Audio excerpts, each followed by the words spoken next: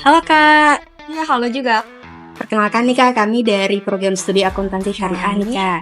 Jadi di sini kami ingin mewawancarai Kakak nih mengenai topik gaya kepemimpinan nih Kak yang ada di dalam toko ini ataupun usaha ini Kak. Nah, kalau bisa boleh perkenalkan diri Kakak terlebih dahulu nggak Kak? Dan jabatan Kakak di sini apa nih Kak? Baik, terima kasih atas kesempatannya. Perkenalkan, nama saya Yuni Sofiani dari jurusan Perbankan Syariah, Fakultas FEBI. Dan terkait tempat ini, teman-teman pasti sudah tahu, ini ialah LabBIS, yaitu Lab Ekonomi dan Bisnis Islam, yang dimana untuk karyawannya tersendiri ialah itu FEBI, yaitu Fakultas FEBI lah seperti itu. Dan kita langsung aja nih ya Kak ya ke pertanyaan yang pertama nih Kak. Menurut Kakak sendiri nih, pimpinan koperasi Kakak biasanya memberi perintah langsung atau ngajak diskusi dulu nih sebelum ngambil keputusan nih Kak? Baik, sebelum menyebut pimpinan, kami itu ada yang namanya Kak Ketua. Jadi kami biasanya entah itu mulai dari entah itu masalah, kemudian entah itu ada problem apapun atau ada yang ingin dibicarakan, itu biasa ke Kak Ketua dulu. Ya, jadi Kak Ketua nih biasanya ngasih arahan dulu sih, tapi ada ya juga kita tuh seperti berdiskusi. Nah, jadi ada rapat 1 bulan sekali, kayak rapat evaluasi atau kayak keorganisasian lah. Ada lah rapat evaluasi biasanya. Sangat terstruktur ya Benar Kak ya? sekali. Kemudian nih Kak, misalnya nih ada masalah nih, apakah pimpinan itu langsung ngambil keputusan sendiri atau nanya pendapat dulu nih kepada kalian? Baik, terima kasih. Kalau ada masalah, beliau tuh sering kali menanyakan pendapat kami, tapi ada kala juga beliau tuh mengusulkan solusinya dari beliau sendiri. Ini sepertinya baiknya begini nih, gimana kalian? Adakah tanggapan seperti itu? Bermusyawarah ya Kak ya? Benar. Gitu, bermusyawarah. Oke. Kemudian nih Kak, seberapa sering sih kalian dilibatkan dalam pengambilan keputusan di koperasi ini Kak? Alhamdulillah terkait keputusan di koperasi lumayan sering dilibatkan, mulai dari soal barang baru atau misalnya barang lama. Contoh, barang lama biasanya kayak ini kayaknya nggak laku deh kayak gitu. Kalau misalnya kita cut gimana kayak gitu, misalnya harganya ini kira-kira harganya kalau misalnya kita paskan segini bagus nggak sih atau nggak ada untungnya nggak sih, kan kita ya Jadi seperti minta itu. pendapat dulu Iya, ya, minta Kak, ya? pendapat juga. Nah, kemudian Kak, apakah pimpinan kalian tuh memberikan kalian kebebasan untuk kerja dengan cara kalian sendiri atau harus ikutin aturan tertentu nih Kak?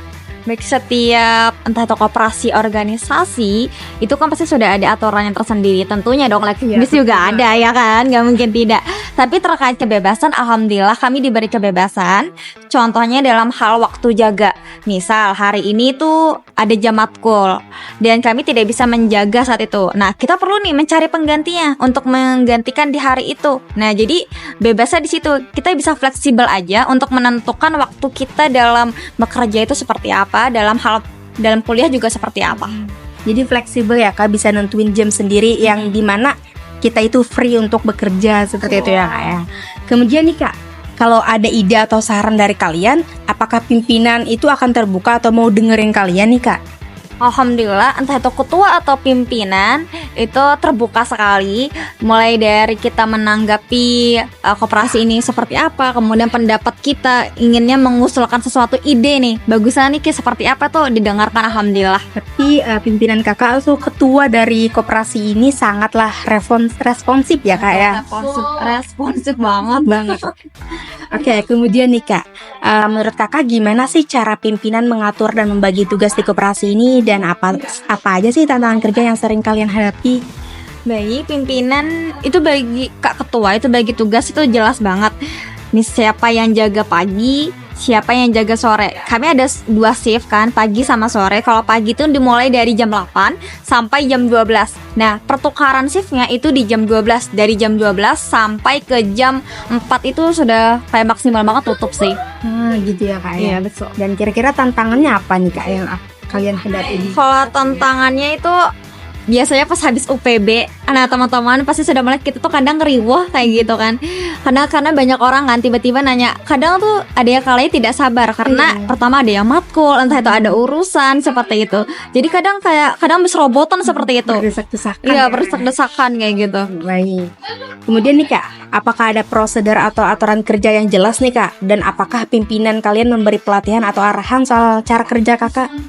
Baik, yaitu ada SOP sederhana. Misalnya saat sebelum kami diterima itu ada namanya training. Nah, jadi tuh kami tuh karyawan itu diberi penjelasan bagaimana cara nyusun barang, kemudian cara mengeprint, kemudian cara menghitung pengeluaran, kemudian cara kita memasukkan. Biasanya ada namanya seperti sales. Nah, sales gitu kan. Ya, betul. Kadang ada kalanya kita diberi inilah nanganinnya seperti ini loh. Kalau ada sales tuh nanti ditanyain gini-gini ya, dicek ini ya, misalnya kayak gitu. Itu diajarin. Berarti pas diajarin dulu ya kayak walaupun nih kita dari nol banget ya kayak. Oke, baik. Kira-kira nih Kak, peralatan kerja di koperasi sudah memadai belum nih Kak? Kalau ada alat yang rusak biasanya siapa aja sih Kak yang ngurus hal itu? Baik, kalau untuk alatnya tersendiri sebenarnya agak cukup memadai, dengan kata kutip cukup, yaitu ada mesin kasir. Habis itu ada juga mesin ngeprint, alat print, kemudian ada entalase, dan ada juga rak-rak, dan juga ada juga mesin pendingin yaitu minuman. Seperti yang teman-teman lihat di sana, di situ ada. Sangat lengkap ya Kak ya. Alhamdulillah sekali. Dan kategori cukup tadi untuk alat mesin kasir ya seperti teman-teman tahu, sekedar seperti itu. Baik, untuk yang rusak, misal ada yang rusak, kami ke kakak ketua, Kak ini begini nih, ada rusak nih. Kemudian kakak ketua itu melapor ke pimpinan. Ya, ada pimpinannya kan tadi yang seperti Kak sebut. Iya gitu. Ini rusak nih, apakah perlu diperbaiki gitu. Kalau misalnya pun perlu diperbaiki, kami manggil tukang. Kalau misalnya perlu diganti ya perlu diskusi lebih lanjut sih dengan atasan yang tadi itu.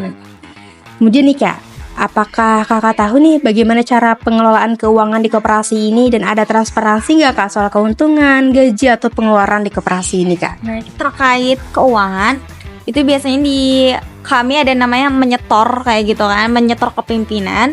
Tapi kami juga ada bantu mencatat penjualan harian. Contohnya hari ini tetap penghasilan dari makanan itu berapa, minuman itu berapa, itu kami catat. Kemudian biasanya kami memfoto itu. Oh, baik. Iya, jadi ada buktinya kan? Ada buktinya setiap hari. Dan juga gaji juga selalu dibayar tepat waktu. Jadi ada awal bulan biasanya. Unsur transparansinya ya Kak. Bener banget. Terbuka. Oke, kemudian nih Kak, barang-barang di koperasi biasanya dari mana sih Kak asalnya dan apakah sering kehabisan stok atau ada masalah dengan barang tersebut Kak? Barang itu seringkali dari sales, tapi kadang kita juga beli itu di Lotte Mart. Lotte Mart. Iya benar, di dekat flyover di sebelah sana. Ada juga dari dekat grosiran lah, seperti itu. Dan belanja mingguan juga. Tapi kalau misalnya ada yang perlu banget, contoh seperti kertas print, itu kan perlu sekali kan, dan harus cepet kayak gitu kan. Jadi kalau misalnya habis kayak tinggal sedikit, tinggal satu box misalnya atau satu pak aja, langsung dibeli hari itu juga. Langsung dibeli hari itu. Iya benar banget. Cepet banget nih ya. Iya dong, soalnya kalau habis bahaya. Kemudian nih Kak, siapa sih Kak yang paling sering belanja di koperasi ini Kak? Dan menurut Kakak gimana sih cara koperasi menarik pelanggan nih? Oke, untuk siapa yang membeli itu ada namanya tim perlengkapan. Nah, jadi tim perlengkapan itu memastikan oh ini barang ini habis, itu dicatat.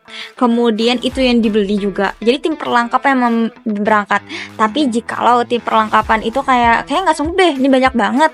Itu bisa nih dari yang lain-lain. Jikalau mau kayak gitu untuk membantu membeli stok barang baru. Bagian perlengkapan ya? Iya, bagian perlengkapan ada. Cara koperasi menarik pelanggan itu gimana nih Kak? Apakah ada promosi tertentu nih Kak? Kalau untuk promosi tertentu sepertinya agak sulit ya, karena bisa kita tahu bahwa untuk keuntungan yang tersendiri kami ya otomatis kami hanya mengambil yang dasarnya aja kan. Kayak misalnya dijual harganya 5.000, kami jual 5.500, maka untuk keuntungannya kan pasti 500 rupiah kan. Jadi untuk promosi itu tergantung dari harga salesnya lah. Tergantung dari harga salesnya. Iya, harga salesnya atau dari harga barangnya kayak gitu. Kita kan bisa menyesuaikan itu sendiri kan. Kemudian nih Kak ya, barang apa sih yang paling laku nih di koperasi ini dan pernah ada masukan dari pelanggan nggak nih Kak soal produk-produk dari koperasi ini? Yang paling laku itu biasanya di bagian titipan. Teman-teman bisa lihat di bagian depan. Ya, itu biasanya paling laku banget seperti risol, kemudian kayak rice ball, fish shock juga kadang.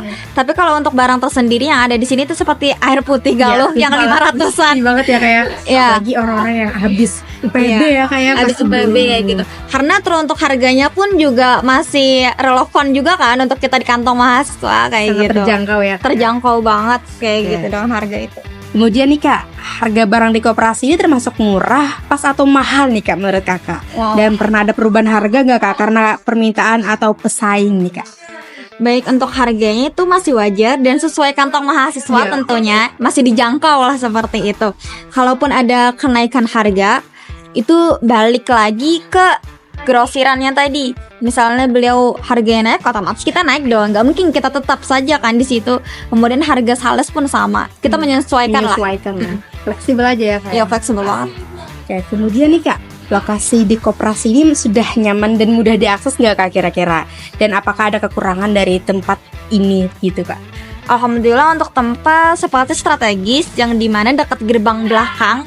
Jadi teman-teman pas sebelum keluar gerbang bisa ke Lekbis dulu mampir, ya kan? Kalau udah parkir kena. Ya udah parkir ya, benar-benar dekat parkiran juga kan. Jadi kan sebelum berangkat ke kelas nih, baiknya kita beli kah dulu untuk di kelas kalau sudah sampai Kalau mau seperti pulang itu. pun deket ya Kak. Iya, benar-benar.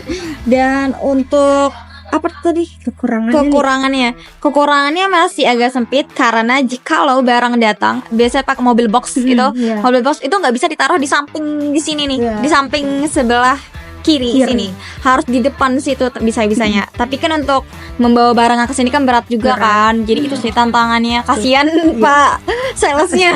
Ya, karena keberatan. Iya, benar-benar. Oke. Apakah koperasi pernah ngadain promosi nih Kak? Menurut Kakak promosi perlu nggak untuk menarik pembeli?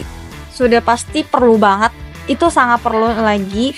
Tapi kami juga kadang posting di grup WA kampus, ada juga di IG. Di IG itu namanya Lekbis Febi Win. Nah, kalau misalnya teman-teman penasaran entah itu ada barang baru atau nanti ada promosi, kami sampaikan di situ. Jangan lupa ya guys, tadi itu Instagramnya apa? Lekbis Febi. Oke. Kemudian nih Kak, terakhir nih Kak, Bentar. apakah ada harapan atau saran nggak nih Kak buat pengelolaan koperasi ini ke depannya? Harapannya semoga Lekbis semakin pastinya rame dan lebih lengkap lagi barangnya. Bukan sekadar hanya cukup saja alatnya, tapi juga sangat-sangat memadai.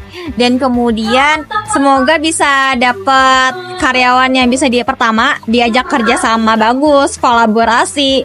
Dan kemudian kita tetap rukun lah seperti ini kayak gitu. Rekat ya Kak ya? Rekat. Sangat kekeluargaan Betul. Baik Kak, kami dari program studi akuntansi syariah sangat mengucapkan terima kasih banyak nih Kak atas kesempatan dan waktu Kakak nih yang telah kami ambil untuk wawancara kita pada kali ini.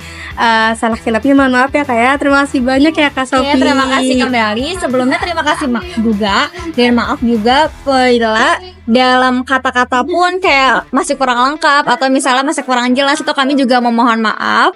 Dan untuk teman-teman semua, jangan lupa untuk datang ke Lekbis. Bye bye. Nah, itu tadilah video hasil wawancara kelompok kami dengan narasumber yang sangat luar biasa. Jadi, berdasarkan hasil wawancara dengan salah satu karyawan Lekbis, dapat disimpulkan bahwa gaya kepemimpinan yang diterapkan oleh pimpinan Lekbis ini bersifat demokratis atau partisipatif. Hal ini terlihat dari cara pimpinan yang terbuka terhadap pendapat karyawan, melibatkan mereka dalam pengambilan keputusan, serta memberi kebebasan dalam menjalankan tugas selama tetap mengikuti aturan yang ada.